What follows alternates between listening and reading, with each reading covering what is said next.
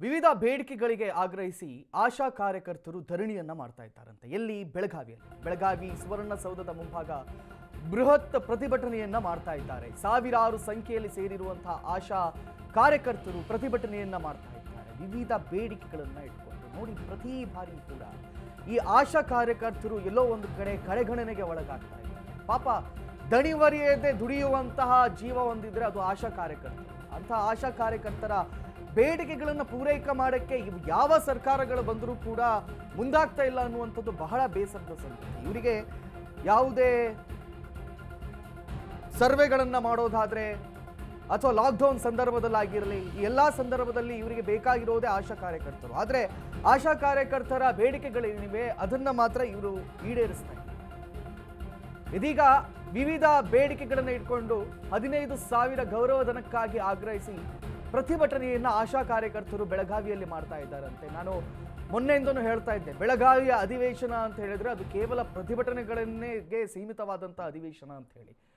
So ಒಂದು ಕಡೆಯಲ್ಲಿ ಪಂಚಮಸಾಲಿ, ಮತ್ತೊಂದು ಕಡೆಯಲ್ಲಿ ರೈತಾಪಿ ವರ್ಗ, ಮತ್ತು ಇನ್ನೊಂದು ಕಡೆಯಲ್ಲಿ ಆಶಾ ಕಾರ್ಯಕರ್ತರು ಪ್ರತಿಭಟನೆಯನ್ನ ಮಾಡ್ತಾ ಇದ್ದಾರೆ. ಒಂದು ಕಡೆಯಲ್ಲಿ ಪ್ರತಿ ವರ್ಷವೂ ಈ ಪ್ರತಿಭಟನೆಗಳನ್ನು ನೋಡಿ ನೋಡಿ ನೋಡಿ ಈ ರಾಜಕಾರಣಿಗಳಿಗೂ ಕೂಡ ಕೇರ್ಲೆಸ್ ಆಗಿಬಿಟ್ಟಿದೆ. ನೋಡಿ, ಆಶಾ ಕಾರ್ಯಕರ್ತರು ಪ್ರತಿಭಟನೆಗೋಸ್ಕರವೇ ಒಂದು ಟೆಂಟ್ ಮಾಡಿದ್ದಾರೆ. ಆ ಟೆಂಟಲ್ಲಿ ಕೂತ್ಕೊಂಡು ಪ್ರತಿಭಟನೆಯನ್ನು ಮಾಡ್ತಾ ಇದ್ದಾರೆ. ದಯವಿಟ್ಟು ನಮಗೆ 15,000 ಗೌರವಧನವನ್ನು ನೀಡಿ. ನೀವು ಕೊಡ್ತಾ ಇರುವಂಥದ್ದು ಯಾವುದಕ್ಕೂ ಸಾಕಾಗ್ತಾ ಇಲ್ಲ. ನಾವು ಆ ಮಕ್ಕಳನ್ನು ನೋಡ್ಕೊಳ್ಳೋದಾಗಿರ್ಬೋದು ಅಥವಾ ಬೇರೆ ಬೇರೆ ಕೆಲಸಗಳಲ್ಲಿ ನಾವು ದಣಿವರಿಯದೆ ದುಡಿತೀವಿ, ಆದರೆ ನಮ್ಮ ಬೇಡಿಕೆಗಳನ್ನು ಇವರು ಈಡೇರಿಸ್ತಾ ಇಲ್ಲ ಅಂತ ಆಶಾ ಕಾರ್ಯಕರ್ತರು ಪ್ರತಿಭಟಿಸ್ತಾ ಇದ್ದಾರೆ. ಏಪ್ರಿಲ್ 2025ರಿಂದ ಕನಿಷ್ಠ 10,000 ಗೌರವಧನವನ್ನು ನೀಡಬೇಕು. ವಿವಿಧ ಭರವಸೆ ಈಡೇರಿಸಲು ನಡೆಯುತ್ತಿರುವಂತಹ ಪ್ರತಿಭಟನೆ ಇದಾಗಿದೆ. ರಾಜ್ಯವ್ಯಾಪಿ ಆಶಾ ಕಾರ್ಯಕರ್ತರು ಲಾಕ್ಡೌನ್ ಸಂದರ್ಭದಲ್ಲಿ ಸೈನಿಕರಂತೆ ದುಡಿದವರು ಆಶಾ ಕಾರ್ಯಕರ್ತರು. So we should respect there duties. ಅದಕ್ಕೆ ಸರಿಯಾದ ಗೌರವವನ್ನು ನೀಡಿದ ನಂತರ ಗೌರವಧನವನ್ನು ಕೂಡ ನೀಡಬೇಕಲ್ವ. ನೀವು ಆಶಾ ಕಾರ್ಯಕರ್ತರಿಗೋಸ್ಕರ ಚಪ್ಪಾಳೆ ಹಾಕಿದ ಕೂಡಲೇ, ಆಶಾ ಕಾರ್ಯಕರ್ತರಿಗೋಸ್ಕರ ಹೊಗಳಿದ ಕೂಡಲೇ ಎಲ್ಲ ಮುಗ್ದು ಹೋಗುತ್ತಾ? ಅವರ ಜೀವನವನ್ನು ಸಾಗಿಸಬೇಕಲ್ವ ಅವರು. ಹಾಗಾಗಿ ಅವರ ಬೇಡಿಕೆಗಳೇನಿವೆ ಆ ಬೇಡಿಕೆಗಳನ್ನು ಪೂರೈಕೆ ಮಾಡಿ ಅಂತ ಹೇಳಿ ಅವರೆಲ್ಲರೂ ಕೂಡ ಕೇಳ್ಕೊಳ್ತಾ ಇದ್ದಾರೆ. ಏಪ್ರಿಲ್ 2025ರಿಂದ ಕಡೆಪಕ್ಷ 10,000 ಧನವನ್ನಾದರೂ ಗೌರವಧನವನ್ನಾದರೂ ನೀಡಿ.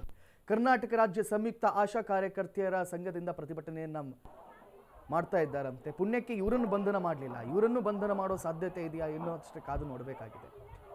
ಸರಿಯಾದ ರೀತಿಯಲ್ಲಿ ನಮಗೆ ರಜೆ ಕೊಡಿ. ಸುವರ್ಣಸೌಧ ಚಲೋ ಹಮ್ಮಿಕೊಂಡಿದ್ದಾರೆ. AITUC ಅಧಿಕಾರಗಳನ್ನು ನಮಗೆ ನೀಡಿ.